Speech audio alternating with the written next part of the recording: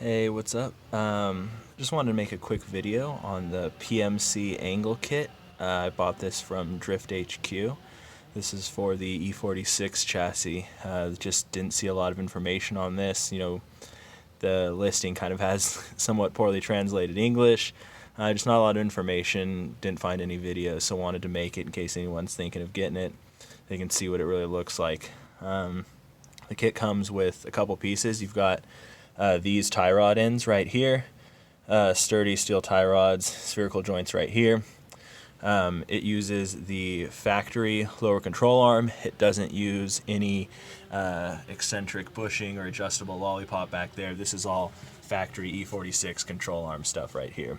Then we've got these billet aluminum adapters, a good thickness. Now you can see at my lowered ride height, you've got pretty flat angle there on the tie rod. It adjusts the point out, so rather than adjusting the arm and having a longer arm here, it brings the mounting point out. So you can see the factory mounting point there. It adjusts it out, I don't know, probably about an inch or so. And then same thing with the steering tie rod pickup point. You've got this adjusted out a little bit further and also back. That gives you the additional angle, the quicker steering. It's almost at full lock right now. You can see what it looks like. I'm messing with my radiator right now. Expansion tank's cracked. That's why this is off. So yeah, you can see this is almost at full angle right here. We've got a good amount of angle right there.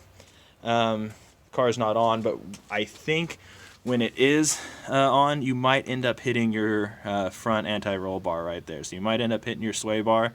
I got a little bit of rubbing. I'm running the factory 17s, fender liners and everything. It clears. You've got some pretty decent clearance actually there.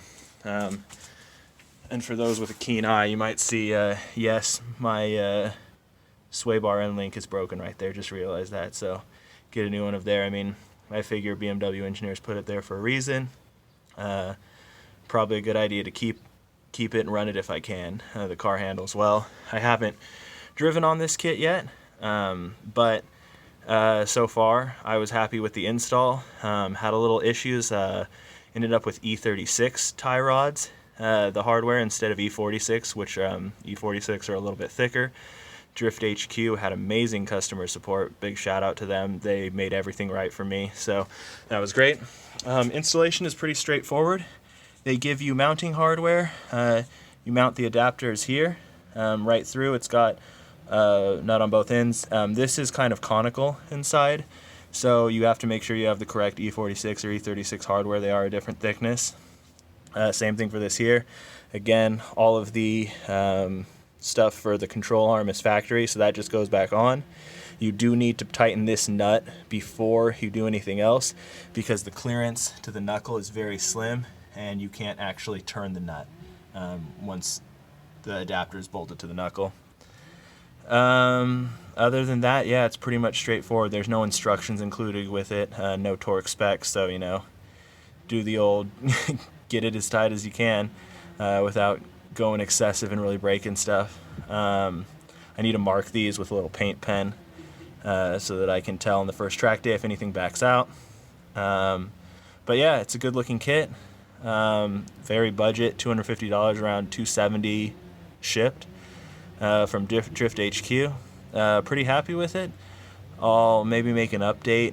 I don't really make YouTube videos, but I just noticed there was no information on this one.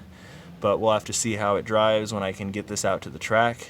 Yeah, so I'd say it's a pretty decent piece of kit.